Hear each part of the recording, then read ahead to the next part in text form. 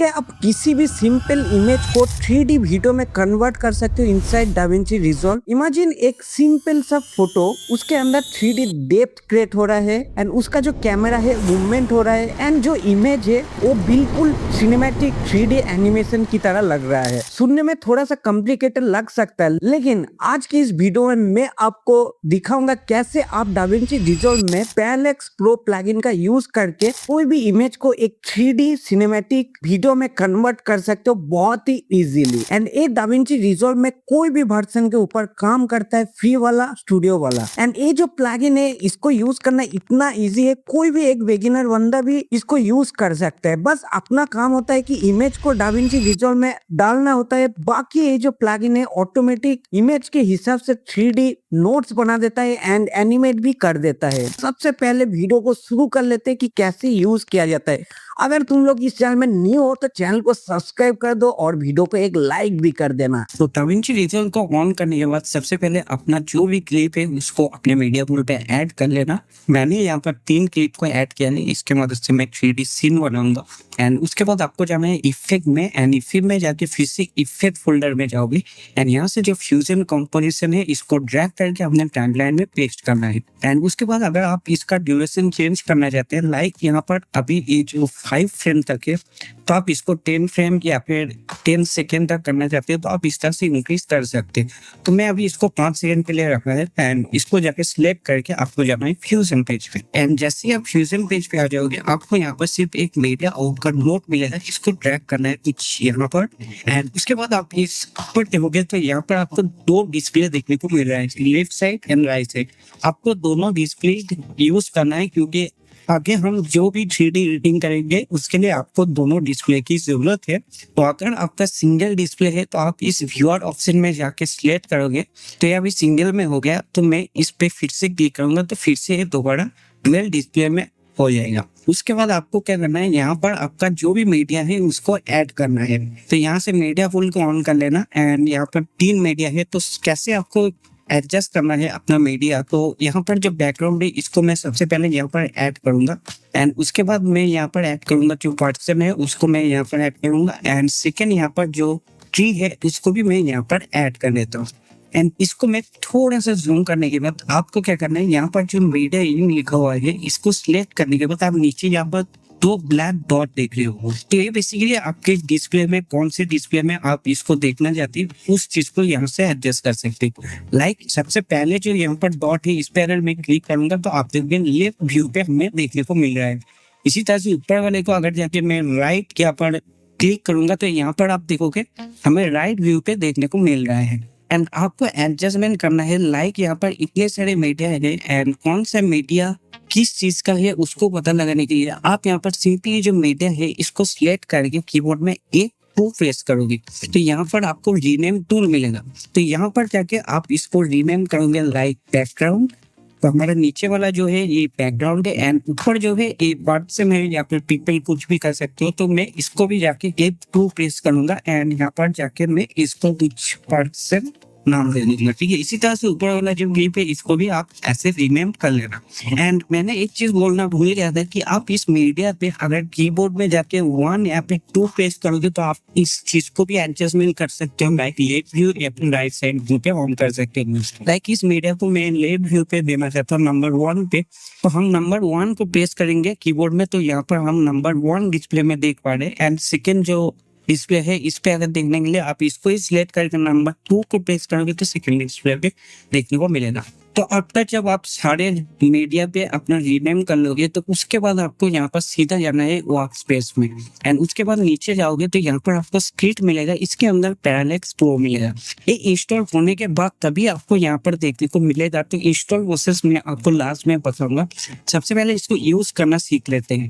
तो यहाँ से जस्ट पैरालेक्स प्रो को सिलेक्ट करना है एंड कुछ इस तरह से आपको एक पॉपअप मिलेगा। यहाँ पर आपको 2 ऑप्शन मिलता है, prepare layer and build 3D scene, ठीक है। तो दोनों का काम ही मैं बताऊंगा। तो सबसे पहले हमें जाना है प्रिपेयर लेयर पे एंड उसके बाद आपको ये जो मीडिया है इन सबको कुछ इस तरह से ड्रैग करके सिलेक्ट करना है, ठीक है। एंड प्रिपेयर लेयर में जाके आपको यहाँ पर ऐड ट्रांसफॉर्म टू सिलेक्टेड मिलेगा, इस पे क्लिक करोगे तो आप ऊपर देखोगे यहाँ पर एक ट्रांसफॉर्म ऐड हो चुका है।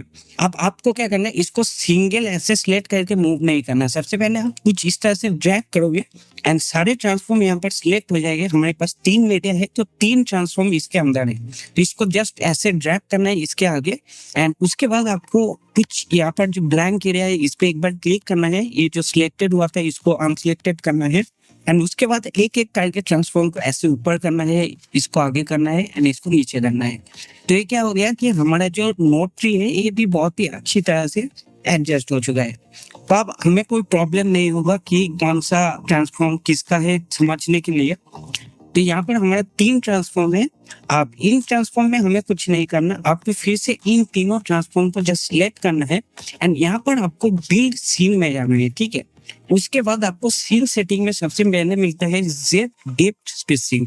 तो बेसिकली ये होता है आपका डेप्थ को एडजस्ट करने के लिए। लाइक जो यहाँ पर अगर मैं समझाऊं कि सामने है हमारा पेड़, उसके बाद होगा हमारा पर्सन एंड उसके बाद होगा बैकग्राउंड, तो उसका जो स्पेस होगा ना तीनों का, वो कितने स्पेस में आपको रखना है, कितना डेप्थ देना है, उस चीज को आप यहाँ से एडजस्ट कर सकते। लाइक अभी आप यहाँ पर देख सकते हो लाइक डिफॉल्ट 1.50 है, इसको मैं जाके 2.0 करूंगा, ठीक है। उसके बाद आपको नीचे यहाँ पर रिवर्स लेआउट ऑर्डर मिलेगा, इसको जस्ट आपको क्लिक करना है। एंड क्यों करना है, क्योंकि यहाँ पर नीचे आप देखोगे जो हमने नोट ट्री बनाया है नीचे से बनाया है बैकग्राउंड, पर्सन एंड ट्री। अगर आप इसको ऊपर से बनाते हैं लाइक यहाँ पर बैकग्राउंड एंड यहाँ पर आप पर्सन को एंड यहाँ पर ट्री को बनाते हैं, तो आप इसको रिवर्स को अनचेक करके यहाँ पर V3D सीन कर सकते हो। लेकिन अगर आप इस तरह से मेरी तरह से नीचे से बनाया है तो यहाँ पर रिवर्स ऑर्डर को सिलेक्ट करना है।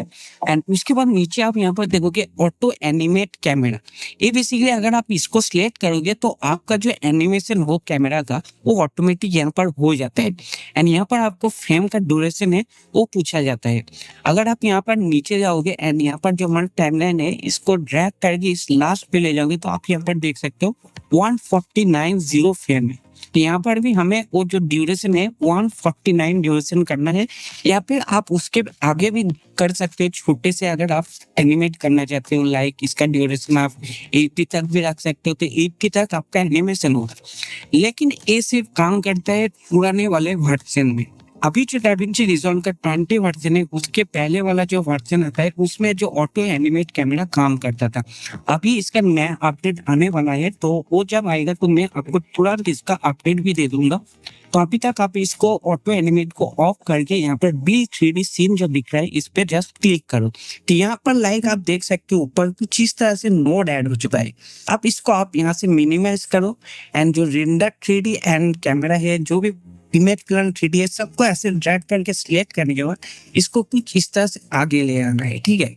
और यहाँ पर जो पैरेलल सीन है इसको आपको बाद में एडजस्ट करना है। सबसे पहले हम इसको लेफ्ट साइड करेंगे एंड यहाँ पर आप देख सकते हो कि यहाँ पर हमारा जो 3D का नोट ट्री होता है, कैसे हम 3D बनाते हैं, उस चीज का हर एक नोट ऑटोमेटिक ऐड हो चुका है। नीचे आप कैमरा 3D भी देख सकते हो ऐड हो चुका है। एंड लास्ट में रेंडर 3D। अब आपका नेक्स्ट काम होता है कि रेंडर जो 3D है इसको सिलेक्ट करके आपको कीबोर्ड में 2 प्रेस करना है, तो आप यहाँ पर देख सकते हो। एंड मास्क 3D को सिलेक्ट करके 1 प्रेस करना है, तो यहाँ पर हमें जो 3D सीन है जहाँ से हम इसको एडजस्ट कर सकते हैं यहाँ पर, ठीक है। तो ये यहाँ पर आप देख सकते हो कि ये जो 3D है ये कंप्लीटली बनकर रेडी हो चुका है ऑटोमेटिकली। हमें सिर्फ इसका जो साइज है इसको एडजस्टमेंट करना है। लाइक अगर मैं यहाँ पर कैमरा को सिलेक्ट करूंगा एंड यहाँ से जो कैमरा है इसको मैं जाके कुछ इस तरह से मूव करूँ तो आप देखोगे ये पूरा का पूरा 3D में हो चुका है, लेकिन इसका पोजीशन वगैरह अभी सही नहीं है। मैं इसको ऐसे मूव कैसे कर रहा हूँ कि आप अपने कीबोर्ड में ऑल्ट प्रेस करके जो माउस का स्क्रोल बटन है उसको प्रेस करोगे तो आप इसको रोटेट कर सकते हो। एंड कंट्रोल को प्रेस करके अगर आप माउस को स्क्रोल बटन को ऐसे zoom in and zoom out करोगे तो इस तरह से आप जूम कर सकते हैं। एंड अगर आपको इसको ऊपर नीचे करना है तो आप सिर्फ माउस का स्क्रोल बटन का यूज करके इसको नीचे यहाँ पर ऊपर कर सकते हैं। अब हमारे यहाँ पर नेक्स्ट काम है, यहाँ पर आप देख सकते हो कि सबसे पहले हमारे यहाँ पर है ट्री, फिर यहाँ पर जो नया वर्जन है एंड बैकग्राउंड है। तो ये चीज को हमें एडजस्टमेंट नहीं करना पड़ेगा, क्योंकि यही चीज को एडजस्टमेंट करने के लिए बहुत ही टाइम जाता है। तो यहाँ पर ये एडजस्टमेंट हो चुका है, अब सिर्फ इसका पोजीशन वगैरह एडजस्ट करना है एंड लास्ट में हम सिर्फ कैमरा को मूवमेंट एनिमेशन करेंगे।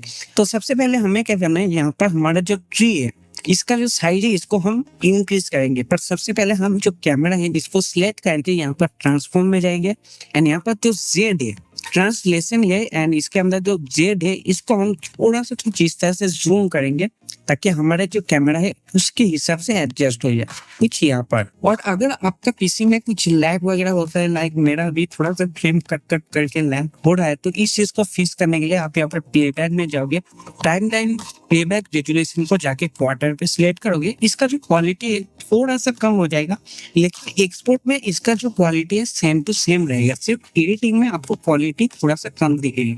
इससे क्या होगा, इससे अपने एडिटिंग में बहुत ही इजी हो जाएगा। तो हमने यहाँ पर जो कैमरा है उसको फुल यहाँ पर एडजस्ट कर लिया है, कुछ यहाँ पर आप देख सकते हो, इसको थोड़ा सा नीचे कर रहा हूँ ताकि आपको व्यू जो है वो सही से दिखे। लाइक यहाँ पर हमारा जो कैमरा भी होगा कुछ इस तरह से एंड यहाँ पर हमें सबसे पहले एडजस्टमेंट करना है इस ट्री को एंड पीछे का जो पर्सन है इसको। तो हम सबसे पहले यहाँ पर जो ट्री है यहाँ पर हम इमेज प्लान 3D का सिलेक्ट करेंगे, कुछ भी मूवमेंट करना है, कोई भी कुछ करना है तो आप यहाँ पर सिंपली इमेज प्लान 3D को सिलेक्ट करना है। उसके बाद आपको इंस्पेक्टर में ट्रांसफॉर्म मिलेगा एंड जो जेड वैल्यू है ये आपको कुछ इस तरह से पीछे एंड आगे लाने के लिए यूज किया जाता है, ठीक है। एंड फिर यहाँ पर आपको बहुत सारे ऑप्शन मिलेगा। तो सबसे पहले हमें इसका पोजीशन चेंज करना है, लाइक हम इसको रखेंगे कुछ यहाँ पर इस घर के यहाँ पर हमारा ट्री रहेगा इस एरिया पे एंड थोड़ा सा हम इसको लेफ्ट करेंगे ताकि कैमरा में फ्लैट व्यू आ जाए। एंड उसके बाद हमारा जो यहाँ पर पर्सन है इसको भी हम एडजस्ट करेंगे। लाइक यहाँ पर आप देख सकते हैं जो पर्सन हमने यहाँ पर रीनेम किया था उसका इमेज प्लान 3D ए वाला है, तो इसको सिलेक्ट करके हम ट्रांसफॉर्म में जाएंगे एंड इसको छोटा करना है। तो यहाँ पर नीचे आपको स्केल वाला ऑप्शन मिलेगा, पर लेकिन यहाँ पर आप नोटिस करोगे जो स्केल है इसको अगर आप इस तरह से चेंज करने जाओगे तो एक चेंज नहीं होगा। तो बेसिकली ये यहाँ पर लॉक है, इसका जो स्केलिंग साइज वगैरह चेंज करना होता है वो हम करते हैं यहाँ पर ट्रांसफॉर्म में। अगर आप ट्रांसफॉर्म पे सिलेक्ट करोगे एंड यहाँ पर जो साइज है इसको कुछ इस तरह से छोटा करोगे तो आप देखोगे ऐसे छोटा हो जाता है। पर अगर आपको यहाँ पर इस तरह से नहीं करना है, आप लाइक इमेज प्लान 3D से करना चाहते हो तो आप यहाँ पर क्या करना है, ये जो स्केल है यहाँ पर जस्ट राइट क्लिक करो, नीचे आपको मिलेगा रीसेट की डिफॉल्ट, इसको क्लिक करोगे तो बेसिकली छोटा हो जाएगा। यहाँ पर जाके आप आराम से इसका साइज वगैरह इंक्रीज कर सकते हो। तो मैं इसको इंक्रीज करके ऐसा इंक्रीज करूंगा एंड इसका जो पोजीशन है इसको मैं कुछ यहाँ पर नीचे इस एरिया पे रखूंगा, थोड़ा और नीचे करूंगा ताकि जो लाके एकदम एग्जैक्टली हम इस हाउस की तरफ देख रहे हैं इसका जो पोजीशन है। एंड इसको थोड़ा सा लेफ्ट साइड करेंगे कुछ यहाँ पर, इसको और थोड़ा सा नीचे कर लेते हैं तो इतना सही है। तो अब हमारा इसका जो पोजीशन है वो तो कंप्लीट हो चुका है। अब इसका जो सीन है इसको एनिमेट करने के लिए सबसे पहले यहाँ पर जो प्ले हेड है इसको आपको ले जाना है कुछ 0 फ्रेम में, क्योंकि हम 0 फ्रेम से लास्ट फ्रेम तक इसको एनिमेट करेंगे। तो सबसे पहले हमें यहाँ पर कैमरा पे सिलेक्ट करना है एंड यहाँ पर आपको जाना है ट्रांसफॉर्म में, कंट्रोल में होगा तो ट्रांसफॉर्म में जाओगे। यहाँ पर आपको जितने भी नीचे रोटेशन ट्रांसलेशन सबके ऊपर की फ्रेम एड करना है। तो सबसे पहले हम राइट क्लिक करके एनिमेट ट्रांसलेट ग्रुप करेंगे तो यहाँ पर तीनों के ऊपर की फ्रेम ऐड हो जाएगा। एंड उसके बाद नीचे जो रोटेशन है उस पर भी हम राइट क्लिक करके एनिमेट रोटेट ग्रुप इसको भी सिलेक्ट करेंगे तो यहाँ पर तीनों के ऊपर की फ्रेम ऐड हो जाएगा। अब हम इसको कुछ लगभग 75 फ्रेम में जाएंगे एंड यहाँ पर फिर से जाकर राइट क्लिक करके सेट ऑन ट्रांसलेट ग्रुप, नीचे भी जाके हम सेट ऑन रोटेट ओके। अब यहाँ पर हम कुछ इसको ऐसे जूम करेंगे कुछ यहाँ तक एंड इसका जो वाई पोजीशन है इसको भी हम चेंज करेंगे कुछ यहाँ पर एंड इसको और थोड़ा सा जूम करते लगभग इतना, ठीक है, इतना जूमिंग ठीक है। अब इसके बाद का एनिमेशन हम कैसे करेंगे, इस प्लेट को हम फिर लास्ट फ्रेम में ले जाएंगे 149 तक एंड यहाँ पर जाके हम फिर से यहाँ पर राइट क्लिक करके सारे के ऊपर की फ्रेम ऐड करेंगे एंड फिर इसका पोजीशन रखेंगे कुछ थोड़ा सा और जूम करेंगे एंड इसको थोड़ा सा राइट साइड करेंगे इतना एंड यहाँ पर जो X value and Y value है, यहाँ पर जो वाई वैल्यू है इसको हम चेंज करेंगे कुछ यहाँ पर करेंगे ताकि जो हाउस है ये पूरा का पूरा हाउस आ जाए, ठीक है। थोड़ा सा और चेंज कर लेते हैं लाइक एंड इसको हम एक्स वैल्यू से कुछ ऊपर करेंगे, ठीक है। इतना हो गया। तो अब हमारा एनिमेशन कैसा होगा, कुछ यहाँ पर हमारा फर्स्ट सीन स्टार्टिंग में कुछ इस तरह से जूम होगा एंड जूम होने के बाद कुछ इस तरह से हमारे जो हाउस के ऊपर फोकस रहेगा, ठीक है। अब इसके ऊपर आप एक और इंटरेस्टिंग चीज बना सकते हो जो कि बहुत ही नेचुरली बहुत ही बढ़िया लगता है। लाइक यहाँ पर आप ध्यान से देखोगे, लाइक इस नोट के ऊपर आप ब्लर एडजस्टमेंट कर सकते हो। लाइक ये जो सीन हो रहा है, इस सीन में आप एक ब्लर के एडजस्टमेंट करोगे तो फोकस जो आएगा ना वो बहुत ही बढ़िया रहेगा। मतलब आप जिस चीज पे सबसे पहले फोकस करवाना चाहते हो वो चीज पे फोकस होगा।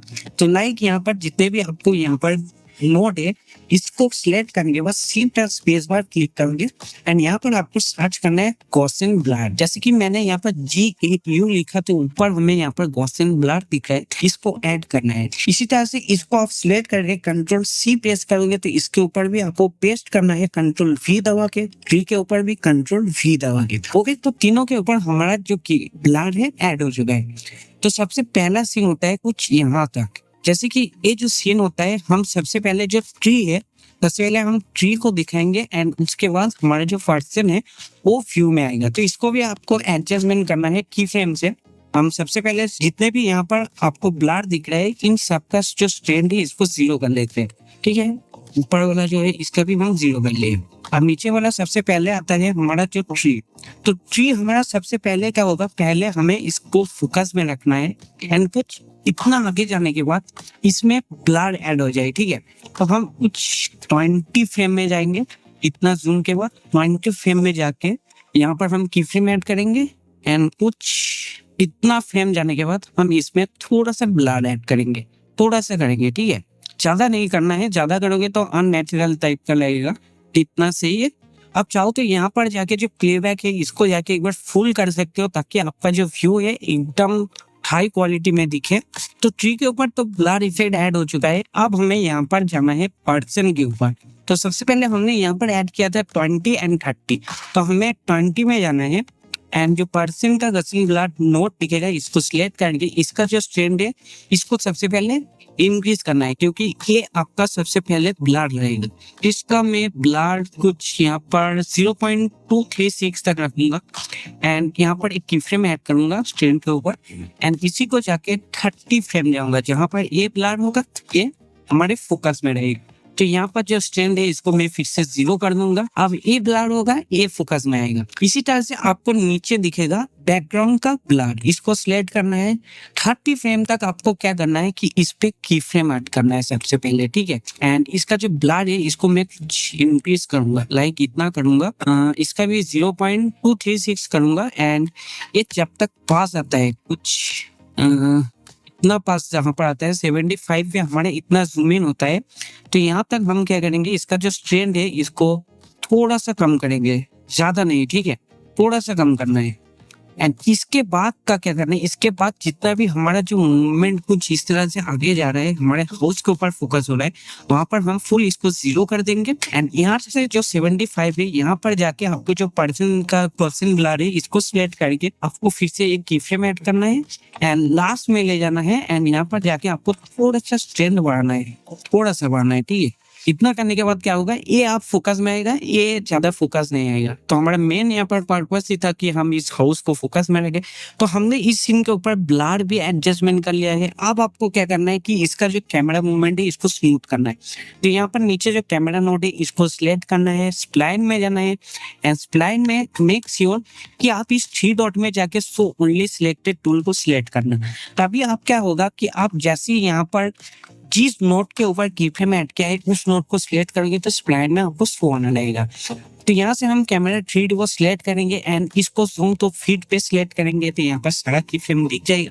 हम कंट्रोल प्रेस करके स्क्रॉल बटन से इसको और भी जूम आउट करेंगे कुछ इस तरह से एंड जितने भी यहाँ पर आपको की फ्रेम दिख रहा है इस पे सबको सिलेक्ट करना है। तो सिंपली आप कीबोर्ड में Ctrl+A प्रेस करेंगे तो सारे की फ्रेम सिलेक्ट हो जाएगा। फिर आपको क्लिक करना है एज के ऊपर तो ये स्मूथ हो जाएगा, ठीक है। स्मूथ होने के बाद आप यहाँ पर टी पे प्रेस करना तो आपको यहाँ पर ease in and ease out का वैल्यू मिलेगा। तो यहाँ पर जो हमारा ईज इन का वैल्यू रखूंगा मैं कुछ यहाँ पर 50 एंड जो ईज आउट का वैल्यू है इसको मैं रखूंगा 40, ठीक है। तो यहाँ पर इसका जो फास्ट मूवमेंट होगा वो थोड़ा सा फास्ट होगा एंड लास्ट में थोड़ा सा स्लोली हमें सीन दिखाएगा। तो इतना करने के बाद आपको स्प्लाइन को ऑफ कर लेना है एंड यहाँ पर जो रेंडर 3D है इसके आगे कोई भी कनेक्शन नहीं है। तो यहाँ पर मीडिया आउट हमारा फाइनल कनेक्शन होता है, फाइनल आउटपुट होता है। तो यहाँ से जो रेंडर 3D है इसको यहाँ पर कनेक्ट कर लेना है। तो बेसिकली देखा कि हमने कैसे इतनी जल्दी मतलब 10 मिनट के अंदर आप कोई भी 3D थीम को बना सकते हैं बस इस टूल्स की मदद से। आपको सबसे ज्यादा टाइमिंग लगता है इस तरह से नोट बनाने के लिए एंड उस नोट को फिर से आपको कुछ इस तरह से एडजस्टमेंट भी करना होता है। लेकिन अभी क्या होगा कि आप इस नोट को बस ऑटोमेटिक बनाओगे, आपका जितना भी टाइमिंग फोकस रहेगा सिर्फ इसका एनिमेशन के ऊपर रहेगा। तो हमें पहला 20 से 30 मिनट लगता है एक सीन बनाने के लिए, क्योंकि उसमें हमारा 15 मिनट इस नोट को बनाने में एंड 15 मिनट एनिमेशन के लिए। तो आप क्या हो गया, आप जो हमारा नोट है वो तो हट गया, अब हमें एनिमेशन में सिर्फ फोकस करना है। तो 15 मिनट के अंदर आपका 3D एनिमेशन बनकर रेडी हो गया। तो अगर आप लोगों को इस प्लगइन को पसंद आता है तो प्लीज वीडियो को एक लाइक जरूर करना, चैनल को सब्सक्राइब करना और नीचे जस्ट कमेंट करो कि ये जो टूल्स है ये आप कितना रेटिंग देने वाले हो। अब मैं यहाँ से सिंपली एडिट पेज पे जाऊंगा एंड इसका जो फाइनल आउटपुट है इसको मैं आपको फिल करके दिखा देता हूँ। लाइक आप यहाँ पर देख सकते हो जो हमारा जो वीडियो है कंप्लीटली रेडी हो चुका है एंड बहुत ही बढ़िया लग रहा है। इस तरह से 3D वीडियो बनाते रहो। तो चलो अब करते हैं कैसे इसको डाउनलोड एंड इंस्टॉल करना है। तो जैसे ही आप प्लगइन को डाउनलोड करोगे आपको कुछ इस तरह से जिप फाइल मिलेगा एंड इस जिप फाइल को प्लगइन को इंस्टॉल करने का 2 मेथड है। नंबर 1 मेथड होता है कि इसको परमानेंट इंस्टॉल करना अपने डाविंची रिजॉल्व के लिए एंड जो सेकंड मेथड एक टेम्पररी इंस्टॉल करने के लिए। तो मैं यहाँ पर आपको टेम्पररी दिखाऊंगा एंड मैं सजेस्ट भी करूंगा कि आप इसको टेम्पररी इंस्टॉल करो। तो जस्ट इसको जाके आपको यहाँ पर राइट क्लिक करके एक्सट्रैक्ट कर लेना है एंड ओके कर लेना है। अब इस फोल्डर के अंदर जाओगे कुछ इस तरह से, तो आपको यहाँ पर दोनों फाइल मिलेगा, एक इंस्टॉल फाइल एंड पैरालेक्स वो फाइल। तो बेसिकली ये दोनों पाइथन का फाइल होता है। तो अगर आप परमानेंट इंस्टॉल करना चाहते हो तो आपको अपने पीसी में पाइथन इंस्टॉल करना पड़ता है, उसके बाद कोडिंग के साथ इसको इंस्टॉल करना होता है। लेकिन टेम्पररी मेथड में कुछ नहीं करना होता है, जस्ट इस फाइल को आपको मूव करना होता है डाविंची रिजॉल्व में एंड इंस्टॉल हो जाता है। बस आपको क्या करना है, जब भी आप यूज करें तब आपको बस इस प्रोसेस को हार्डवेयर करना पड़ता है, पर परमानेंट में आप जब चाहो यूज कर सकते हो। फिर आपको इस फाइल मैनेजर को इस तरह से मिनिमाइज करना है एंड डाविंची रिजॉल्व को ओपन करना है। फिर आप फ्यूजन पेज पे चले जाओ, अपना जो भी मीडिया है उसको ऐड कर लो कुछ इस तरह से अपने नोट के ऊपर एंड फिर यहाँ पर जो वर्क स्पेस आपको दिख रहा है यहाँ पर जाना है एंड यहाँ पर आपको मिलेगा कंसोल, क्लिक उसके ऊपर कंसोल इस पे क्लिक करना है एंड फिर दोबारा आपका जो फाइल मैनेजर है उसको यहाँ पर ओपन कर लेना है एंड यहाँ पर आपको जो पैलेक्स प्रो पाई दिखेगा इस फाइल को आपको कुछ इस तरह से ड्रैग करना है इस कंसोल के ऊपर एंड जैसे ही आप ड्रैग करोगे आप लेफ्ट साइड भी यहाँ पर देख सकते हो कि आपका जो प्लगइन है इंस्टॉल हो चुका है। एंड इसको कट करने के बाद आप सिंपली इस मीडिया को सिलेक्ट करो, यहाँ पर जाके ऐड ट्रांसफॉर्म करो एंड उसके बाद 3D भी आप यहाँ से बिल्ड करो, इस तरह से बिल्ड हो जाता है। लेकिन अगर आप वर्क स्पेस पे जाके यहाँ पर स्क्रिप्ट के अंदर जाओगे तो यहाँ पर आपको कहीं पर भी एक प्लगइन देखने को नहीं मिलेगा। बस आपको टेम्पररी इस तरह से इस प्रोसेस को करते जाना है। ऐसे ही करोगे तो आपका जो प्लगइन है इस तरह से इंस्टॉल होता जाएगा एंड आप यूज कर सकते हो। तो चलो वीडियो को यही पे एंड करते हैं। अगर वीडियो पसंद आता है तो प्लीज लाइक एंड सब्सक्राइब जरूर कर देना चैनल को एंड मिलते हैं अगले वीडियो के ऊपर। तब तक के लिए जय हिंद।